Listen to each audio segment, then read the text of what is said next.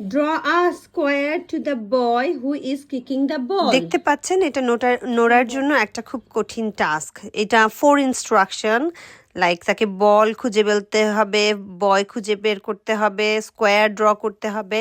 So এই 4 ইনস্ট্রাকশনটা নোরার জন্য খুবই হার্ড কাজ। সে সেটা ইউজুয়ালি করতে পারে না, অনেক বেশি ভুল করে, অনেক বেশি হেল্পের দরকার হয়, আর মাঝে মাঝে ও এটা নিতেও পারে না, যেহেতু এই টাস্কটা তার জন্য কিছুটা হার্ড।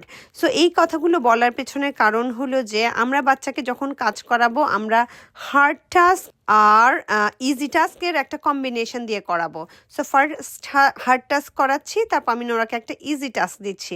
এখানে নোরা হার্ড টাস্ক করার পরে এখানে নোরা একটা ইজি টাস্ক করবে, যেটা হলো কাউন্টিং। সে অনেক ভালো কাউন্টিং করতে পারে, সে আস্তে আস্তে সবগুলো কাউন্ট করে ফেলবে। সো কাজ করাতে হবে বাচ্চাকে টেবিলে, হার্ড কাজ, ইজি কাজ, দেন ব্রেক শেষ হলে আবার আনবেন টেবিলে, এনে আবার হার্ড কাজ করাবেন, তারপর আবার ইজি কাজ করাবেন, তারপর আবার ব্রেক দিবেন।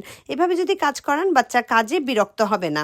আদারওয়াইজ যদি আপনি একটা হার্ড কাজ করান, আবার হার্ড কাজ করান, ব্রেক না দেন, বাচ্চা কিন্তু বিরক্ত হয়ে যাবে, কান্নাকাটি করবে, টেবিলে পরবর্তীতে বসতে চাইবে না।